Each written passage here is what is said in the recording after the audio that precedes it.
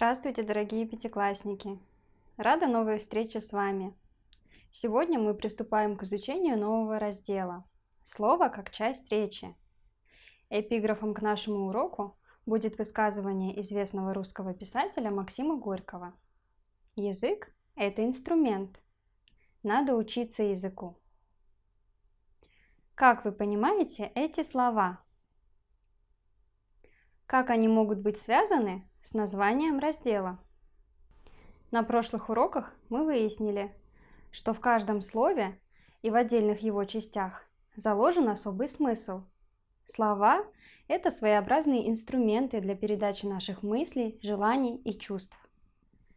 Но мало владеть набором инструментов, нужно уметь ими пользоваться.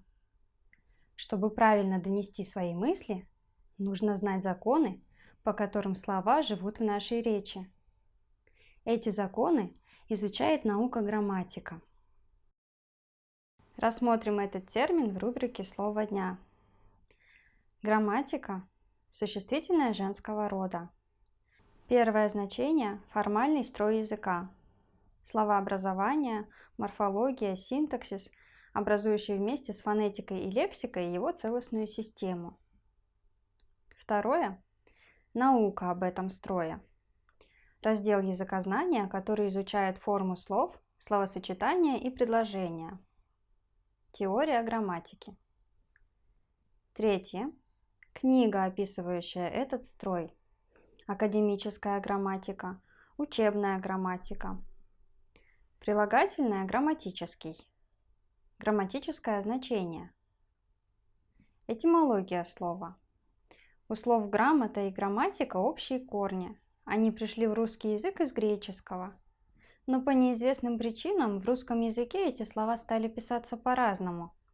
Слово «грамматика» и однокоренные от него с удвоенной «м», а «грамота» – «грамотный» с одной «м». Тема урока сегодня – слово и его грамматическое значение. В ходе урока мы ответим на следующие вопросы. По каким законам живут слова? Как определить часть речи, не зная лексического значения слова? Что такое глокая куздра и как развивать воображение? Знаменитый российский ученый-лингвист Лев Владимирович Щерба однажды предложил своим студентам такое необычное задание – разобрать по частям речи следующее предложение. Глокая куздра штека будланула бакра и кудрячит бакренка. Попробуем и мы с вами справиться с этой задачей. Мы не знаем лексического значения этих слов. А как определить, к какой части речи относятся эти слова? Посмотрим на предложение внимательно. Мы догадываемся, что речь идет о какой-то куздре. Окончание «а» подсказывает нам, что это существительное женского рода, единственного числа первого склонения. Как собака, корова, кошка. Эту догадку подтверждает слово «глокая». Оно напоминает нам прилагательное. Зададим вопрос. Какая? Глокая. Значит, это признак. Как быстрая, большая или сильная. Окончание «ая» говорит нам о том, что это прилагательное стоит в единственном числе, женском роде, именительном падеже. Что говорится о куздре? Она что сделала? Будланула. Ясно, что это какое-то действие. Суффикс «л» обозначает прошедшее время. Суффикс «ну», что действие совершилось один раз. Как, например, в словах «толкнула», «поднула». Значит, это глагол. Будланула как? Штека. Это признак действия. В слове угадывается суффикс «о». Это наречие, как сильно, быстро, резко. Куздра будланула кого? Бакра. Окончание «а». Это существительное, одушевленное, в родительном падеже. Как слова быка, бобра, слона. Что еще сказано? Куздра что делает? Кудрячит. Обозначает действие, Окончание «ит» указывает на форму третьего лица единственного числа глагола. Кудрячит кого? Бокренка. Очевидно, что бокр и бокренок – однокоренные слова. Бокренок образован с помощью суффикса «енок», который служит для обозначения детеныша. Теленка, котенка, ягненка. Бокренка – это имя существительное. Мы определили части речи и даже можем найти в предложении главные и второстепенные члены. Куздра – подлежащее, будланула и кудрячит – сказуемые, глокая – определение, штека – обстоятельства, бокра и бокренка – дополнение. При желании можно перевести фразу на русский язык, например, так. Большая собака сильно толкнула кота и лижет котенка. Вредная ворона больно клюнула зайца и догоняет зайчонка. Вариантов может быть еще много. Придумайте свой вариант на досуге. Как нам удалось определить части речи и даже разобрать по членам это необычное предложение? Слова в предложении имеют грамматические значения, которые свойственны разным частям речи. Грамматическое значение заключается в окончаниях и некоторых суффиксах. По ним можно определить лицо, род, падеж, время, число. Задание Щербы помогает нам понять, что в русском языке каждая часть речи имеет свои грамматические значения и признаки. В отличие от лексического, грамматическое значение распространяется на огромные группы слов. Грамматическое значение слова – это обобщенное значение слова как части речи. Признаки, которые есть у одного слова, могут быть у многих других слов. Можно вспомнить отрывок из сказки «Алиса в зазеркалье». Помните стихотворение, которое прочитала Алиса в зеркальной книге? Ну,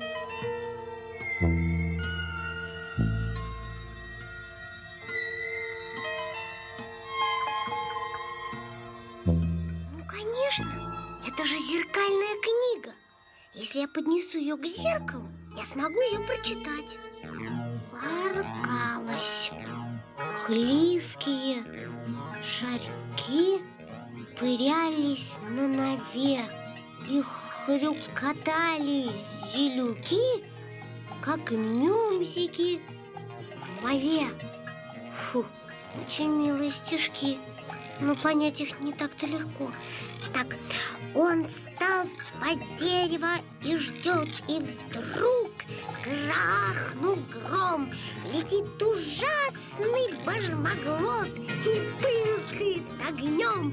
Раз-два, горит трава, зы-зы стрижает меч, ува-ува, и голова барабатает с плеч. В этом стихотворении тоже легко узнаются слова разных частей речи. Изучением частей речи и их грамматических признаков занимается особый раздел науки о языке – морфология. Рассмотрим схему на странице 151 и выясним, что представляет собой морфология русского языка. Для этого нужно установить связи между частями схемы и дополнительными блоками, в которых указаны характеристики частей речи. Как это сделать? Будем отталкиваться от уже известного нам. Какие части речи вы уже знаете?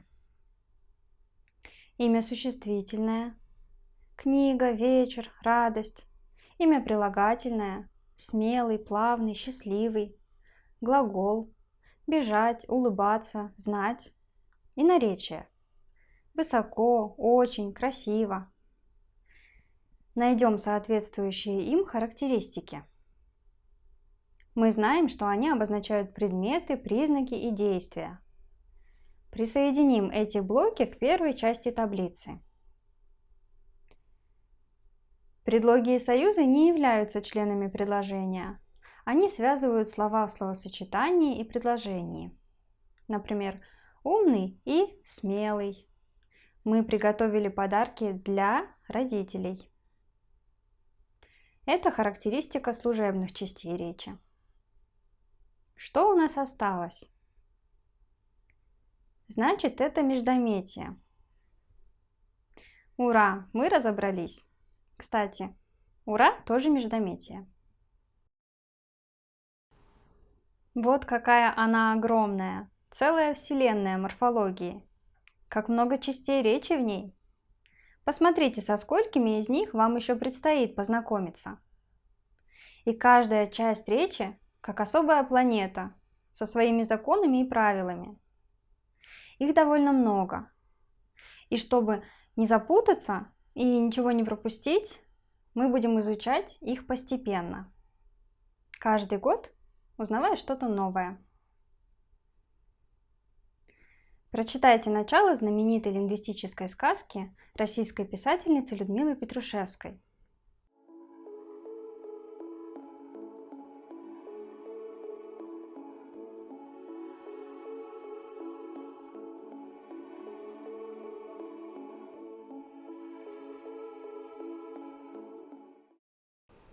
Как вы думаете, о ком и о чем она рассказывает?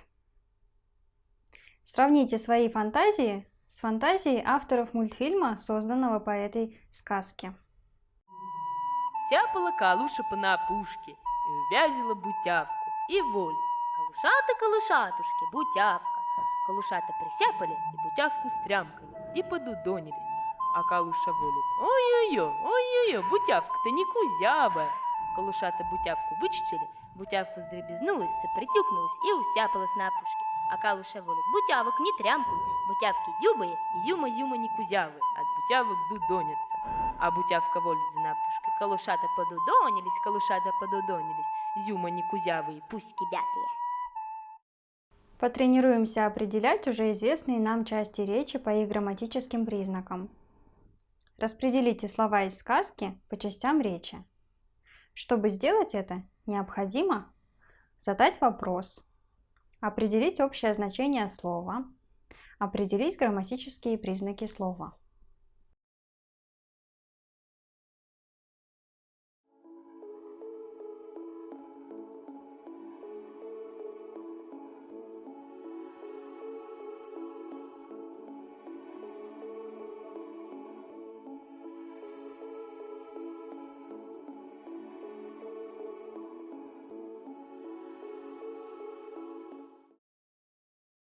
Имя существительное. Калушата, по напушке, от бутявок. Общее значение у существительных – значение предмета. Калушата отвечает на вопрос «кто?». Множественное число – именительный падеж. По напушке – почему? Женский род – единственное число, дательный падеж.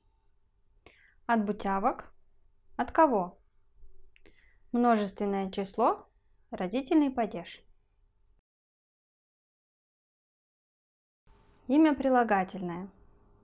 Некузявая, дюбые, некузявые, бятые. У прилагательных общее значение признака. Какая? Некузявая. Женский род, единственное число, именительный падеж. Дюбые. Какие? Множественное число, именительный падеж. Некузявые. Какие? Множественное число, именительный падеж. Бятые. Какие? Множественное число, именительный падеж. Глагол. Сяпала, увазила, волит, стрямкали. Общее значение действия. Что делала? Сяпала. Прошедшее время единственное число, третье лицо. Что сделала? Увазила. Прошедшее время единственное число, третье лицо. Что делает? Волит. Настоящее время единственное число, третье лицо. Что сделали? Стрямкали. Прошедшее время множественное число, третье лицо. Наречие. Зюма.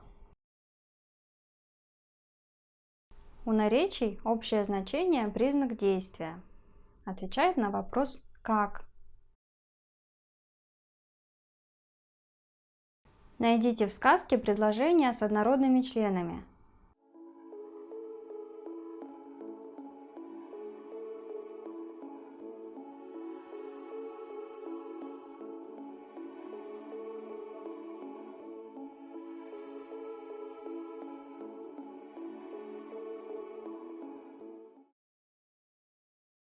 И увазила бутявку и волит. Бутявка вздребезнулась, сопритюкнулась и усяпалась на пушке. Как вы их определили? Они относятся к одному слову и отвечают на один и тот же вопрос, связаны между собой союзами и произносятся с перечислительной интонацией. Надеюсь, вы убедились, что грамматика русского языка особенная. Даже самые необычные тексты можно расшифровать, если внимательно рассмотреть каждое слово и его грамматическое значение. Слова связываются по определенным правилам. И если им следовать, то речь будет ясной и красивой. А подобные лингвистические шутки дают волю фантазии, развивают воображение и поднимают настроение. Запишите домашнее задание. Переведите лингвистическую сказку Людмилы Петрушевской на обычный язык. Наполните смыслом предложения, а слова – лексическим значением, сохраняя при этом грамматическое значение слов. А затем прочитайте одноклассникам свои сказки. Сравните, что в ваших сказках оказалось похожим, а что отличается. А может, кто-то из вас сделает книжку-малышку с яркими и красочными иллюстрациями. Ведь это увлекательное занятие – оживлять своих героев. Подведем итоги урока. Сегодня мы ответили на вопросы. По каким законам живут слова? Как определить часть речи, не зная лексического значения слова? Что такое глокая куздра и как развивать воображение? Не бойтесь фантазировать. Воображение приводит нас к великим открытиям. Спасибо за внимание. Всего доброго. До свидания.